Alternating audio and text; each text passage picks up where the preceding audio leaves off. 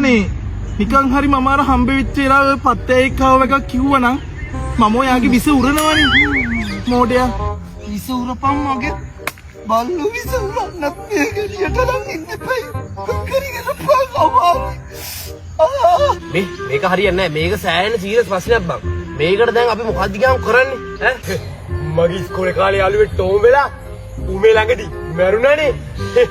මැරුණා අයියෝ.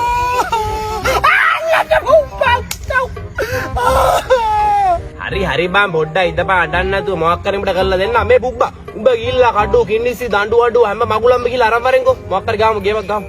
මම අරන් එන්න නොමිටපන්. නේ මන්ද. ඔයාලත් ළමයෝ අරගොල්ලෝ වගේ ඔය කොන් කෑල්ල කපලා දැම්මනම් ඒ කිසි ප්‍රශ්නයක් නැහැනේ. දැන් පේනවනේ වෙලා තියෙන දේ. උගේ අම්මට මූපන්නපන්. අනේ මේ මදු shut up your mouth වගේ ගඩබ්බර කට. මේ කලබල වෙන්න දෙයක් නැහැ. පොඩි දෙයයි ඔකට කරන් තින්නේ. 1 2 3 කියලා ප්‍රාස් ගාලා ඇදලා දාලා තින්නේ. ඔක ආයිතින් සුපිරියටම හරියනවා ඈ. ඔක අත්දැකීමෙන් මම කියන්නේ. හරි මේ. දැන් ඔයා කට පියාගෙන S2 වහගන්න. කො.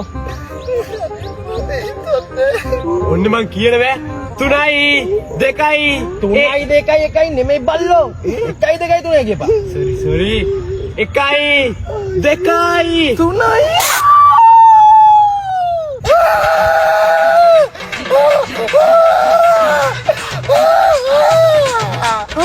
මොකද්ද බල්ලෝ තෝය කරේ අනේ සෝරි බං කලබලෙට පල්ලයට දින්න ඕනේ මම ඇදලා දින්න උඩට නෙමෙයි ඒවට දැන් නම් රෝස පාට කැල්ලක් අහුවෙලා වගේ ඈ ඊටම දාහුඳයි මාවෙක පරමරපන් මට මේ වේදනාව තරහ ගන්න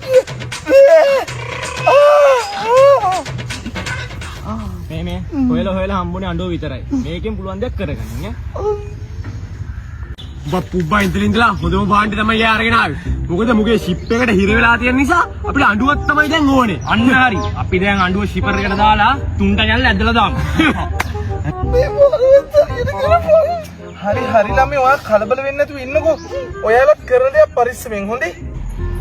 1යි 2යි 3යි